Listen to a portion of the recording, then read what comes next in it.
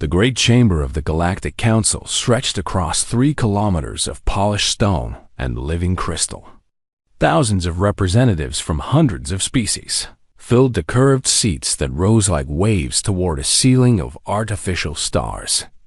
The air itself was a carefully balanced mixture that allowed most oxygen and nitrogen, breathing species to survive without masks.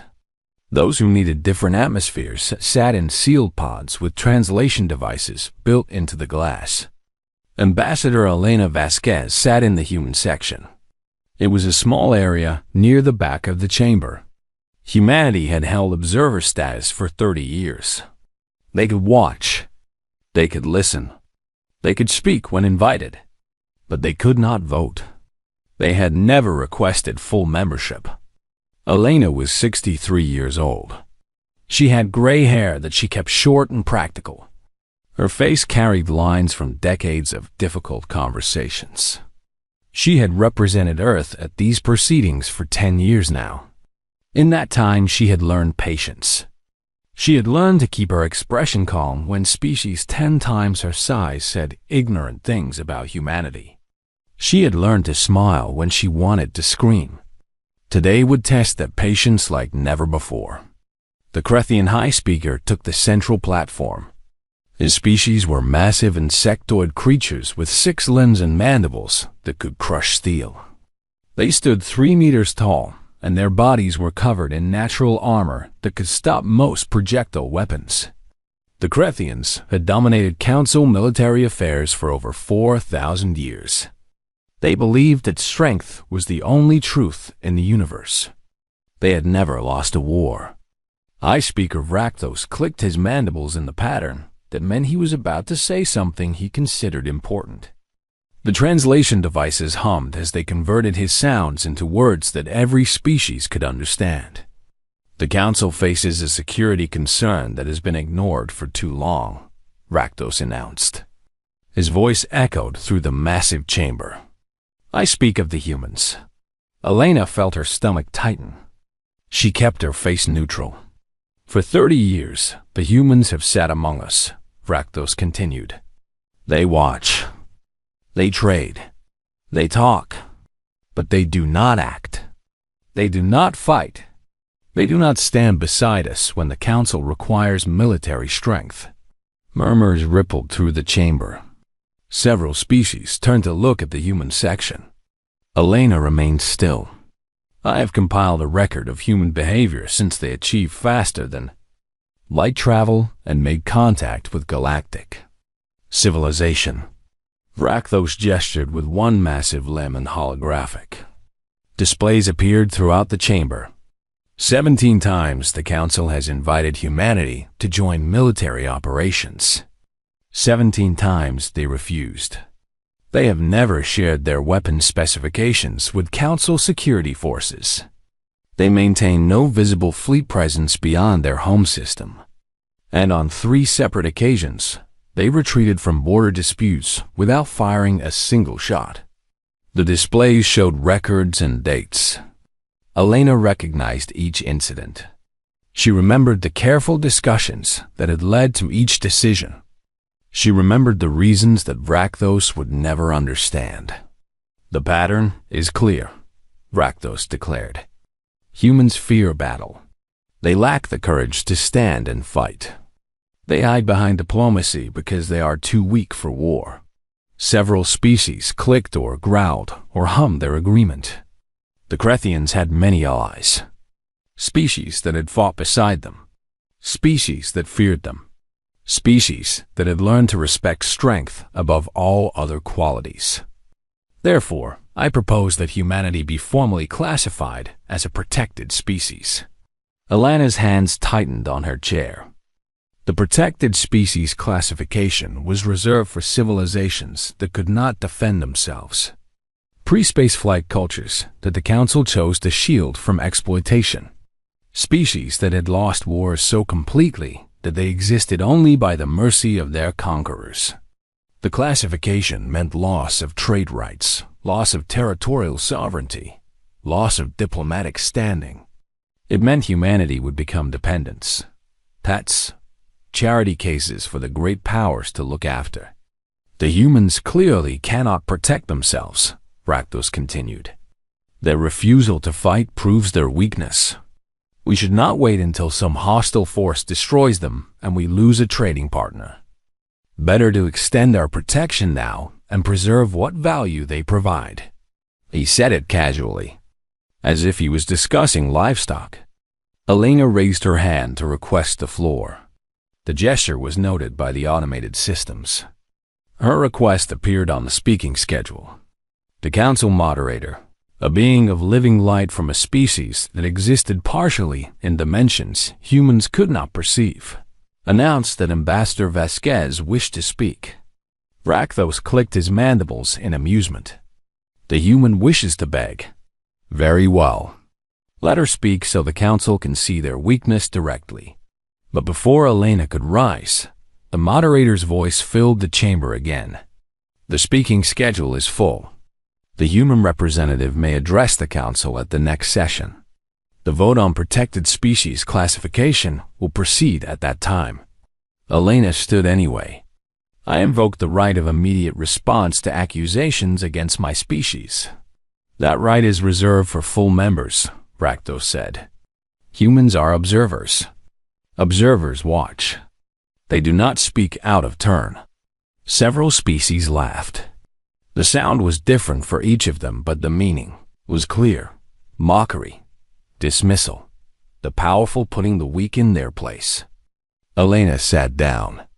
Her face remained calm. Inside her chest, something cold and heavy settled into place. The session continued for several hours. Other business was discussed. Trade agreements. Border adjustments. A minor conflict in a distant sector that the council decided was not worth their attention. Throughout it all, Elena sat in silence. She watched. She listened. She waited. When the session finally ended, she returned to the human embassy. It was a small building compared to the massive complexes that housed the major powers.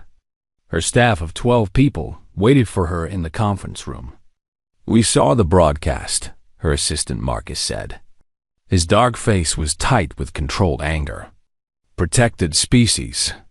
They want to turn us into a nature preserve. They want to humiliate us, said Chenwei, their military liaison. The Krethians have been pushing for this for years. They don't like that we won't join their wars. Elena sat at the head of the table. She was quiet for a long moment. Contact Earth, she finally said. Use the quantum link. I need to speak with the Security Council directly. Marcus hesitated. Ambassador, the quantum link is for emergencies only. The energy cost alone is more than our entire annual budget. This is an emergency. Elena looked around the table at her small team. These people had dedicated their lives to representing humanity among species that saw them as primitive newcomers at best and cowardly weaklings at worst. They deserved to know what she was about to do. Tomorrow I am going to tell the Galactic Council things that humanity has kept secret for 30 years.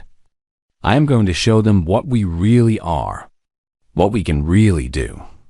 And after I do that, nothing will ever be the same. Her staff stared at her. The authorization has to come from Earth, Elena continued.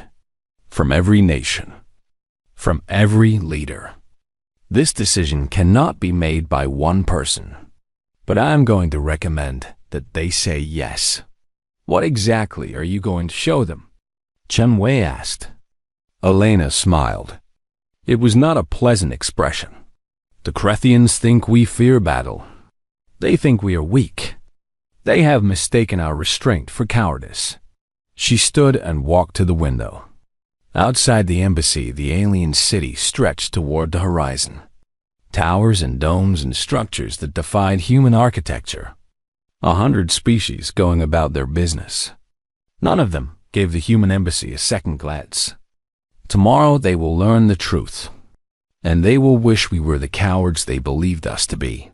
That night, Elena sat alone in her office. The quantum link was established. She spoke with presidents and prime ministers. She spoke with generals and admirals. She spoke with scientists who had spent their careers developing weapons that humanity prayed would never be used. The discussion lasted for hours. Voices were raised. Arguments were made. The risks were enormous. Once this secret was revealed, it could never be hidden again. The galaxy would never see humanity the same way. But the alternative was worse. Accepting the protected species classification would be the end of human independence. It would prove every species right that had ever dismissed them as weak. It would make humanity servants in a galaxy that respected only strength. At 3 a.m, Elena received the final authorization. Every nation had agreed. Every leader had signed. She sent a single-coded message to her staff. They have forgotten. They have given me permission to remind them. Then she went to bed. She needed rest. Tomorrow would be the most important day in human history since first contact. Tomorrow she would show the galaxy why humanity feared battle. Not because they could not fight, because they knew exactly what happened when they did. The council chamber was even more crowded than the day before. Word had spread that the humans intended to respond to the protected species motion. Many species had come expecting entertainment. The small pink creatures would beg and plead and ultimately accept their fate. It would be amusing to watch. Ambassador Elena Vasquez walked to the central platform with slow and deliberate steps. She carried no notes, no displays, just herself and 30 years of patience that had finally reached its end on high. Speaker Vraktos watched from his elevated position among the Krethian delegation. His mandibles clicked in a pattern that indicated satisfaction. The human looked tired. Dark circles under her eyes suggested she had not slept well. Good. Let her face her species' humiliation exhausted and weak. The moderator's voice filled the chamber. Before the vote on protected species classification proceeds, the human representative has invoked an ancient provision. The right of historical record allows any accused species to present evidence before judgment. Confused murmurs spread through the chamber. Many species had never heard of this provision. The right of historical record has not been used in 6,000 years, the moderator continued. But it remains valid under council law. The human representative may present her evidence. The council is legally bound to hear her. Vraktos rose from his seat. This is absurd. An obsolete rule being used to delay inevitable judgment. I object to this waste of the council's time. Your objection is noted and overruled, the moderator said. The law is clear. Ambassador Vasquez, you may proceed. Elena stood alone on the central platform. Thousands of alien eyes watched her. Some with contempt, some with curiosity. A few with something that might have been pity. She did not speak immediately. Instead, she gestured, and holographic displays appeared throughout the chamber. But these were not charts or statistics. They were images, moving pictures. Video footage from Earth's history. The first images showed trenches. Long wounds cut into muddy earth. Human soldiers crouched in the muck while explosions tore the air above them. Bodies lay in tangled heaps. Barbed wire stretched across fields of death. This is what humans call the First World War, Elena said. Her voice was calm and quiet. It lasted 4 years. 17 million of our people died. Weapons we had never used before were deployed. Poison gas that melted lungs. Machines that ground soldiers into meat. An entire generation of young men fed into a machine of death. The images shifted. A different war. Planes flying over cities. Buildings burning. People running through streets that have become rivers of fire. This is what we call the Second World War. It lasted 6 years. Between 70 and 85 million humans died. We are not certain of the exact number. There were too many bodies to count. The chamber had grown silent. Even Vraktos had stopped clicking his mandible. Just the images changed again. A mushroom cloud rising over a city. Buildings flattened in an instant.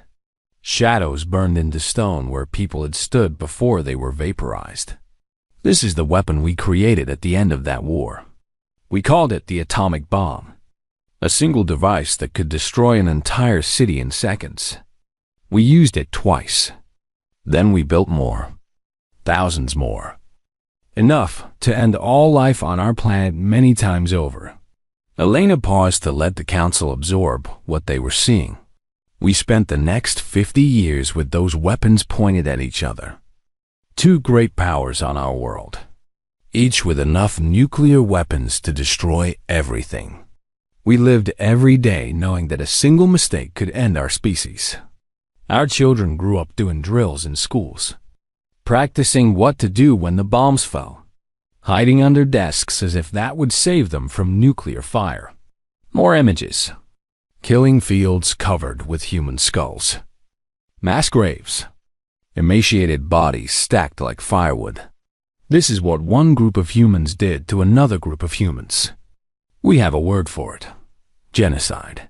The deliberate destruction of an entire people.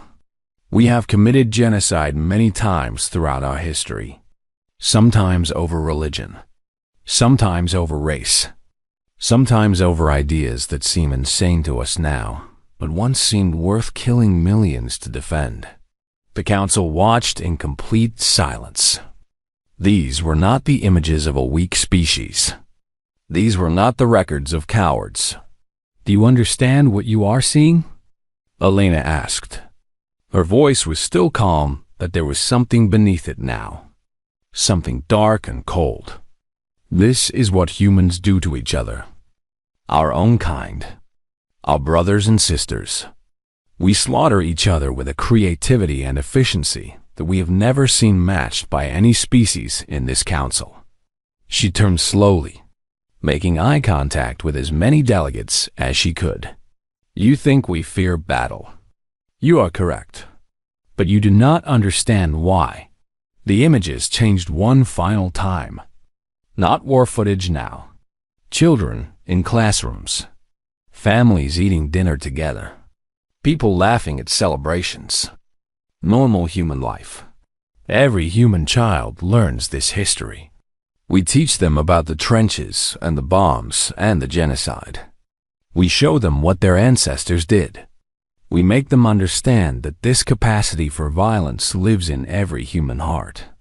It is part of what we are. Elena's voice hardened. We do not teach our children that war is glorious. We teach them that war is what happens when we lose control of the monster inside us. We teach them to fear that monster, to contain it, to never let it free unless there is no other choice. She pointed at Vraktos. You invited us to join your military operations 17 times. You wanted us to help you conquer and destroy and dominate. And each time we looked at your wars and saw the same madness that once consumed our world. We refused not because we could not fight. We refused because we knew what would happen if we started. The chamber remained silent.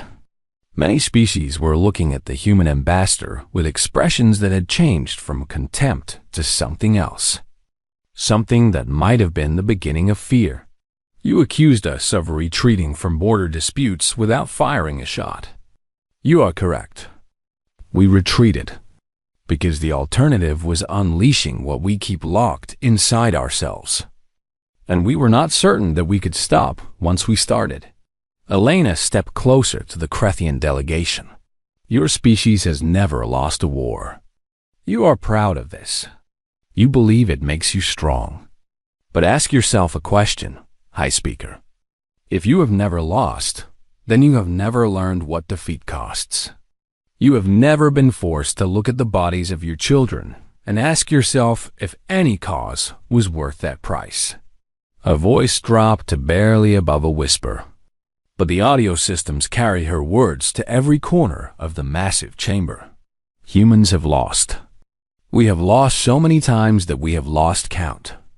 We have buried our children in mass graves. We have rebuilt cities from ashes. We have survived horrors that would break most species. And we learned from every single loss. She stepped back to the center of the platform. We learned that victory without wisdom is just another form of defeat. We learned that strength without restraint is just savagery. We learned that the bravest thing a warrior can do is choose not to fight when fighting would only create more suffering. Elena looked around the chamber one more time. You call us cowards because we fear battle. Perhaps you are right, but we are not afraid of you. We are not afraid of your armies, or your weapons, or your threats. She paused. We are afraid of ourselves. We are afraid of what we become when we stop being afraid. And you should pray to whatever gods you worship that we never stop being afraid. Because the humans who built those weapons, who fought those wars, who committed those genocides, they did not disappear. They are still inside us. Every single one of us carries that darkness in our blood. The silence in the chamber was absolute. Tomorrow I will show you what humanity built while you thought we were hiding in fear. Tomorrow you will understand why we kept those secrets for 30 years. And tomorrow you will have a choice to make. Elena walked off the platform without waiting for a response. The council watched her go. In stunned silence. No one called for a vote. No one said anything at all. The session ended without another word being spoken.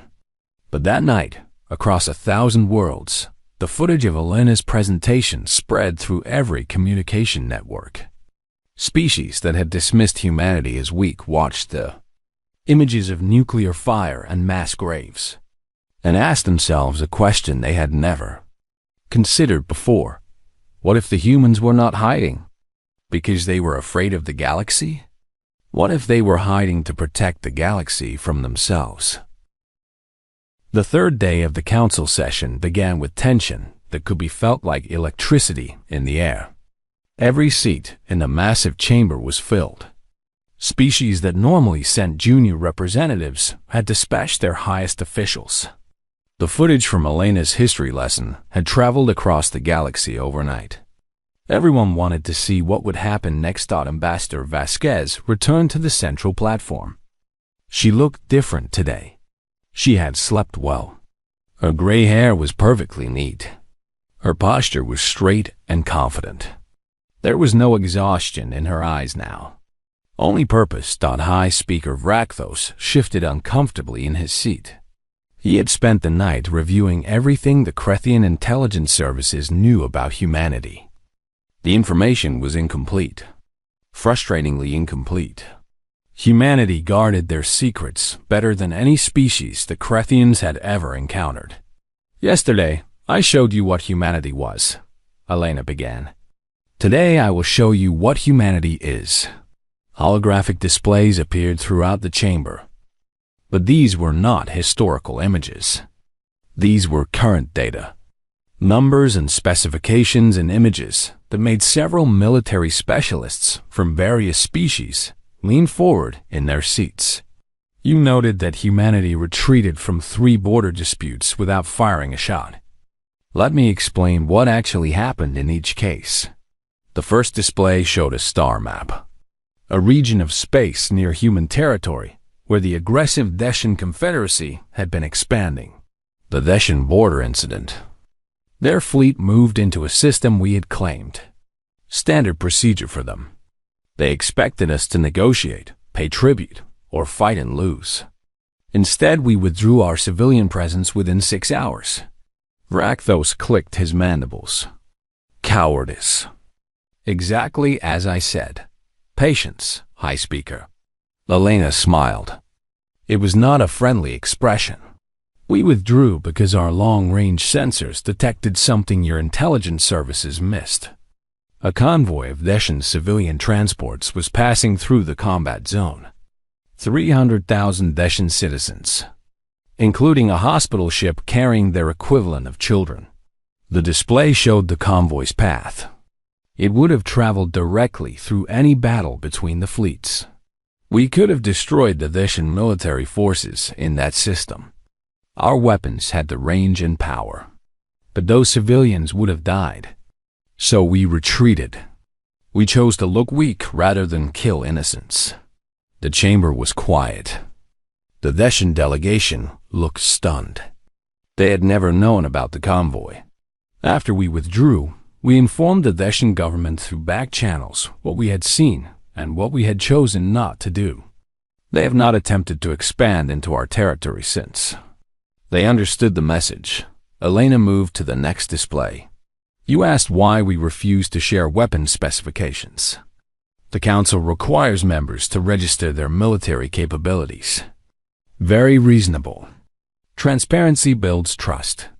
Her voice carried a note of dark humor.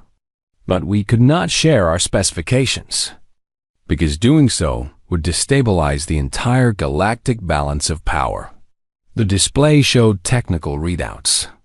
Most species in the chamber could not understand the details, but the military specialists could, and their reactions ranged from disbelief to outright terror. While you believed we were hiding in our home system, we were building quietly, carefully, using technologies that we developed in secret because we knew how the galaxy would react if they discovered what we could do. Elena gestured, and a new image appeared. It looked like empty space, a region near Earth that showed nothing on any standard sensor sweep. You noted that we maintain no visible fleet presence beyond our home system. You are correct. Our fleet is not visible. She pressed a control. The image shifted to show the same region of space, but now viewed through a different kind of sensor. One that humanity had never shared with anyone. The chamber gasped as one. Where there had been empty space, there was now a fleet. Ships beyond counting. Vast carriers the size of small moons. Sleek destroyers in formations that stretched across millions of kilometers. Weapons platforms bristling with systems that no species in the Council had ever seen. Our fleet exists in what we call dimensional fold space, Elena explained calmly. A layer of reality that we learned to access during our research into faster-than-light travel. To normal sensors, it does not exist. To normal weapons, it cannot be touched. But with a single command, our ships can transition back to normal space anywhere in the galaxy within minutes. She let that information sink in. 12,000 capital ships. 40,000 support vessels. Each one carrying weapons that your scientists will spend decades trying to understand. We have been building this fleet for 30 years, ever since we realized that the galaxy respects only strength. Rakthos found his voice. This is impossible. No species could hide such a force. Our sensors would have detected something. Your sensors detected exactly what we wanted them to detect. Nothing. We are very good at hiding, High Speaker. We have had a lot of practice. When you spend centuries fighting wars against yourselves, you learn the value of secrecy. The technical displays continued. Weapon specifications now. Energy outputs that made the Krethian military advisors grow very still. Our primary ship-to-ship weapons are what we call lance arrays. Focused energy beams capable of cutting through any known armor at ranges your weapons cannot match. But those are conventional arms. For larger targets, we have different tools. A new image. A moon with a crater punched clean through it. Entry wound on one side. Exit wound on the other. A weapon that passed through the entire mass of the moon as if it were made of paper. We call these planet crackers. They are exactly what the name suggests. We have over 200 of them. We have never used one in combat. We hope we never will. Elena paused to let the Council absorb what they were seeing. But these are not our most dangerous weapons. Our most dangerous weapons are the ones we will never show you. The ones we built and then locked away because even we were afraid of what they could do. She looked directly at Rakthos. You have fought 600 wars in the last 1,000 years. You have never lost. You have never faced an enemy that could truly threaten your species. So you have never had to ask yourselves the question that humanity asked after we invented nuclear weapons. How far are we willing to go to survive? Her voice dropped. We answered that question. We built weapons that could sterilize worlds. We built weapons that could crack stars. We built weapons that could tear holes in the fabric of space itself. And then we put those weapons in vaults and prayed that we would never need them. The chamber was absolutely silent. Humanity has not avoided war because we fear defeat. We have avoided war because we know exactly what our victory would cost. Not to us, to everyone else. Elena stepped to the edge of the platform. You wanted to classify us as a protected species. You wanted to strip our rights because you thought we were too weak to defend ourselves. Now you know the truth. We are not weak. We are not afraid of you. We have been protecting you. From us. She let those words hang in the air. Every time we retreated from a conflict, we were choosing mercy. Every time we refused to join your wars, we were choosing restraint. Every time we declined to show our strength, we were giving you the gift of not knowing what you faced. Elena looked around the chamber at the thousands of faces staring at her. That gift has been withdrawn. Now you know. Now you must decide what to do with that knowledge. She walked back to the center of the platform. Tomorrow I will tell you what choice you face. Think carefully tonight. Consult with your governments. Review the data I have provided. And ask yourselves one simple question. Her eyes found Rakdos. Do you really want to find out what happens when humanity stops being afraid? She left the platform without waiting for a response. Behind her, the council erupted into chaos. But Elena did not look back. She had delivered her message. Now the galaxy had to decide how to respond. The evidence was undeniable. The hidden fleet. The impossible weapons. The 30 years of careful preparation. Humanity had never been weak. They had been waiting, and now the waiting was over. The council chamber felt different on the fourth day. The casual contempt that so many species had shown toward humanity was gone. In its place was something new. Something that tasted like fear. High Speaker Rakdos had not slept. His advisors had spent the night analyzing the data that Ambassador Vasquez had provided. They had run simulations. They had consulted with their greatest military minds. And every simulation, every analysis, every calculation had reached the same conclusion. The Krethian Dominion could not defeat humanity in a direct conflict. Not with their current forces. Not with allies. Not with any combination of military power currently available to the Council. But Rakdos had not risen to his position by accepting defeat. He had one weapon left: politics. If he could turn the Council against humanity, if he could build a coalition large enough, they might find a way. Or at least he could salvage his reputation. He could not let a species that he had publicly mocked become the most powerful force in the galaxy without a fight. Ambassador Vasquez took the central platform. She looked calm, patient, as if she had all the time in the universe. Rakdos rose before she could speak. I have a question for the human representative. Elena nodded. Ask, why did you hide this from us? His voice was loud and angry. Deliberately so. He needed the council to share his outrage. For 30 years you sat among us with your hidden fleet and your secret weapons. You watched us. You learned our secrets. You let us believe you were weak while you prepared for war. This is not the behavior of a peaceful species. This is the behavior of a predator waiting to strike. Murmurs of agreement came from several delegations. Rakdos pressed his advantage. I accuse humanity of deception, of manipulation, of planning conquest while pretending to seek peace. Whatever their military strength, they cannot be trusted. They have proven themselves liars. He pointed at Elena with one massive limb. The council should act now, before these humans decide that their secret preparations are complete. Before they emerge from hiding to subjugate us all, we must strike first. While we still can. More species voiced support. The fear in the chamber was shifting, becoming something that Rakthos could use. Fear of the unknown. Fear of the hidden threat. The oldest motivator for violence. Elena waited until the noise died down. Then she spoke.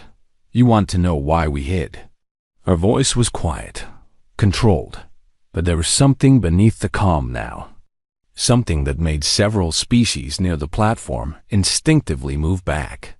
Let me tell you about my grandfather. She stepped forward on the platform. His name was David Vasquez.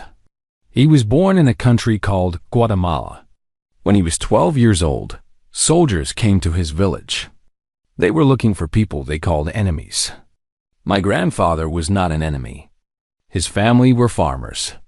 They grew corn and beans and lived quiet lives. Her voice remained steady, but her eyes had changed. They were harder now, colder. The soldiers killed everyone in the village. Everyone except my grandfather. He survived by hiding under the bodies of his parents. He lay there for 2 days, listening to the soldiers laugh and celebrate, feeling his mother's blood dry on his skin. The chamber was silent. He escaped. He walked for 3 weeks through jungle. He made it to another country. He built a new life. He had children and grandchildren. He taught us what he had learned. Elena's hands were shaking now. Not with fear, with something else entirely. He taught us the monsters wear human faces. He taught us that the capacity for evil lives in every heart. He taught us that the only difference between a killer and a protector is choice. Every day, every moment, we choose what we become. She turned to face Rakthos directly. You want to know why we hid our strength? Because we knew exactly how you would react. With fear, with suspicion, with calls for preemptive war. You would see our power and assume we meant to use it against you. Because that is what you would do. Her voice rose for the first time. We are not you. The words echoed through the chamber.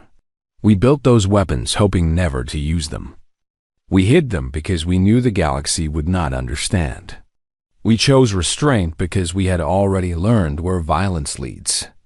We retreated from conflicts we could have won because winning would have meant becoming what we feared most. She was fully angry now. Not the cold, controlled anger of before. This was hot and bright and terrible. And now you stand there and accuse us of deception. You, who have waged 600 wars of conquest. You, who have exterminated entire species because they would not submit to your dominion. You, who treat military power as the only measure of worth. She advanced toward the Krethian delegation. Rakthos actually stepped back. How many species have you destroyed, High Speaker? How many worlds have you burned? How many children have died screaming because the Krethian Dominion decided they were inconvenient? We have brought order to the galaxy, Rakthos protested. We have maintained peace through strength. The species we conquered were threats who would not see reason. Peace through strength. Elena laughed. It was not a pleasant sound. We had a word for that on Earth. We called it empire. We built many empires. They all fell. They all left behind mountains of corpses and oceans of tears. And in the end, they were all forgotten while the people they crushed survived. She looked around the chamber. I have a daughter. Her name is Sophia. She is 23 years old. She teaches children in a school on Earth. And do you know what question she asks me when I come home from these sessions? Elena's voice cracked slightly. She asked me why humans used to kill each other over the color of their skin. She asked me how we could have built weapons to destroy our own world. She asked me if we will ever stop being afraid of ourselves. Tears were forming in Elena's eyes now. But she did not wipe them away. She let them fall. Every generation on Earth carries the weight of our history. We are haunted by our ancestors. We wake from nightmares about wars we never fought. We carry guilt for atrocities we did not commit. Because we know that the capacity for those horrors lives in us still. She turned back to Rakthos. That is why we hid. That is why we built weapons and prayed never to use them. That is why we retreated from fights we could have won. Because we know what we are. We know the monster that sleeps inside every human heart. And we fear it more than we fear anything else in this galaxy. Her voice dropped to barely above a whisper. You call us cowards. Perhaps we are. We are afraid of becoming what you already are. Killers who have forgotten how to feel shame.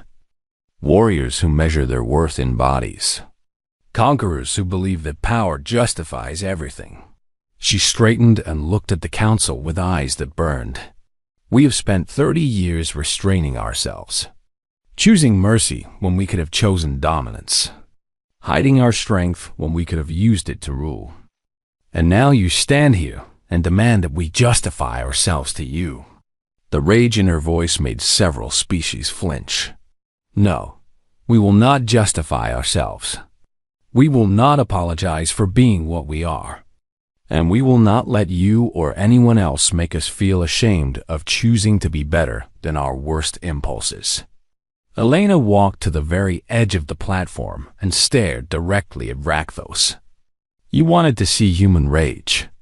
Here it is, not violence, not threats, just the absolute fury of a species that has spent centuries trying to escape its own darkness, only to be judged by those who have never even tried. She was breathing hard now. The emotion of the moment had taken everything she had. Tomorrow you will vote. You will decide humanity's place in this galaxy. Choose carefully, because whatever you decide, we will not go back to hiding. The secret is out. The choice is yours. Elena turned and walked off the platform. Her steps were unsteady. Her hands were still shaking. But she did not fall. She did not look back.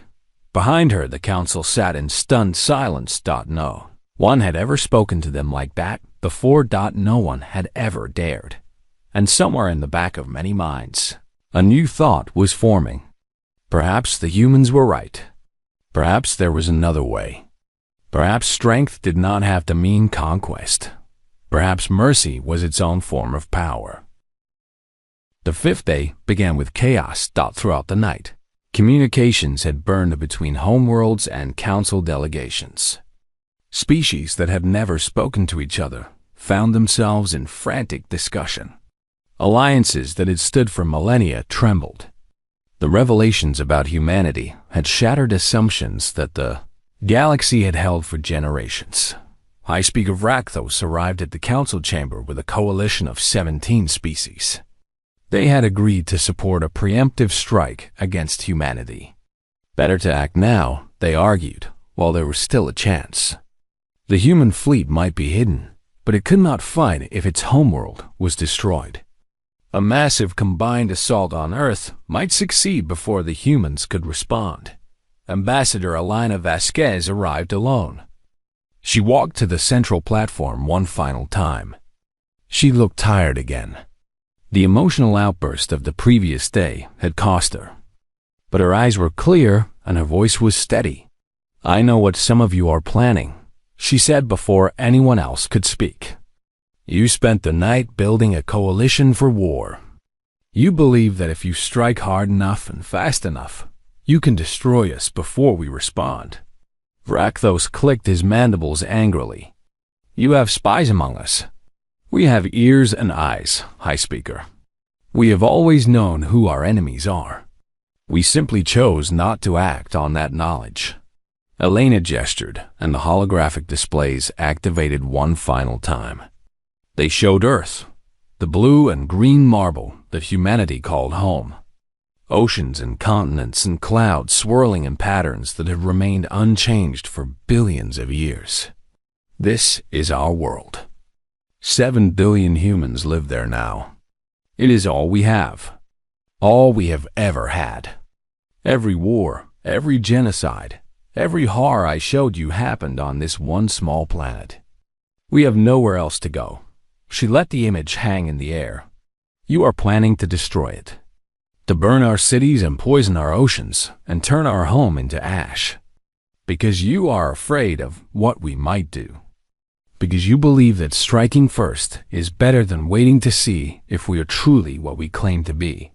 Her voice carried no anger now, just a deep and terrible sadness. You are right to be afraid. We are dangerous. We have always been dangerous, but not in the way you think. She changed the display. Now it showed the hidden fleet. Thousands of ships waiting in fold space, ready to emerge at a moment's notice. If you attack Earth, our defense grid will activate. Ships that you cannot see and cannot touch will appear throughout your territory simultaneously, not just at your military installations, everywhere, every world, every station, every ship. The display showed projections, red dots appearing across the galaxy map. Thousands of them, tens of thousands. Our fleet has been in position for 30 years, waiting, watching, hoping that this day would never come. Every capital world in the Council is currently within range of our weapons. Every species that joins this attack will face immediate retaliation. Rakthos stood. You admit it then. You planned conquest from the beginning. You positioned your forces to attack us. No. Elena shook her head slowly. We positioned our forces to make attack impossible. Mutual destruction. If you strike, we strike. Everyone dies. No one wins. She looked around the chamber at the frightened faces. This is the lesson humanity learned long ago. When everyone has the power to destroy everyone else, no one can afford to use it. We call it deterrence. It kept our planet from destroying itself during the decades when we had nuclear weapons pointed at our own cities. Her voice softened. We did not want to put you in this position. We wanted to join the galaxy peacefully, to trade and learn and grow together. But you would not let us. You demanded that we prove our strength. You threatened to take away our rights unless we showed you what we could do. Alina spread her hands. Now, you know. And now you have a choice. She took a deep breath. You can attack. You can launch your coalition strike against Earth. Our defense grid will respond. Your worlds will burn. Our world will burn. Billions will die on both sides. And in the end, nothing will remain but ashes and regret. She paused. Or you can accept us. Not as a protected species. Not as a threat to be contained. As equals. Full members of the Galactic Council with all rights and responsibilities. The display changed again. Now it showed technical specifications. Not weapons this time. Medical technology. Agricultural systems. Energy generation methods that could solve problems that had plagued dozens of species for centuries. If you accept us, we will share what we have built. Not our weapons. Those will stay hidden. But the other technologies we developed while you thought we were cowering in fear. Cures for diseases that kill millions of your people every year. Food production methods that could end hunger on 100 worlds. Clean energy systems that could free you from dependence on resources that you currently fight wars to control. Elena smiled. A real smile this time. Warm and hopeful. This is what humanity wants. This is what we have always wanted. Not conquest. Not domination. Partnership. We want to help build a galaxy where species do not need to fear each other. Where strength is measured not by how many you can kill, but by how many you can save. She looked at Rakthos. The choice is yours, High Speaker. War or peace. Destruction or cooperation. The same choice that humanity faced so many times throughout our history. The choice that nearly destroyed us again and again until we finally learned that there is always another way. The chamber was silent. Every species was watching, waiting. The fate of the galaxy hung on what happened next. Rakdos stood frozen. His coalition was watching him. They had committed to attack. They had made plans.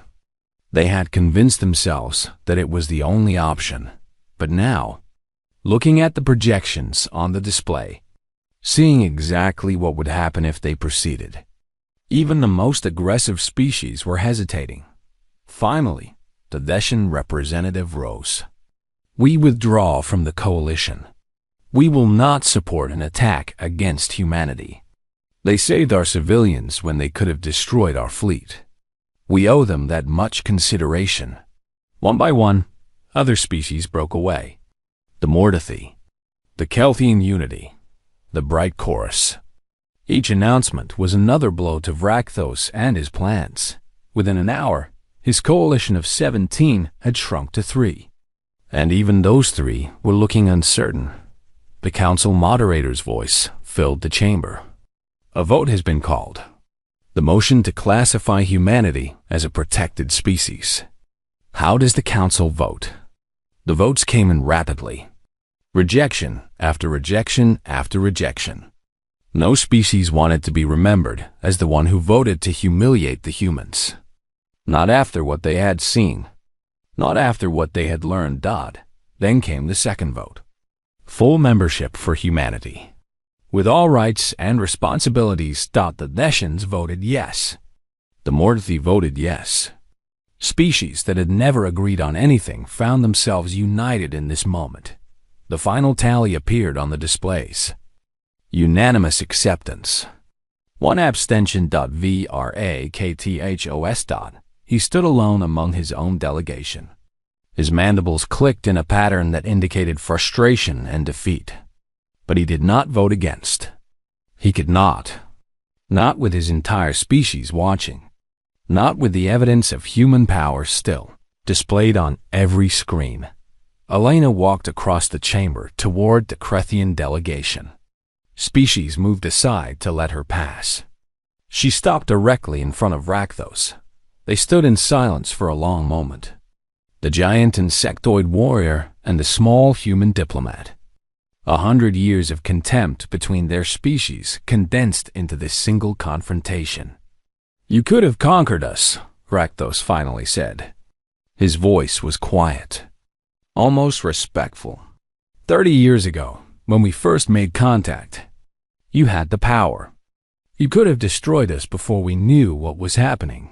Yes, Elena agreed. We could have. Why didn't you? Elena considered the question.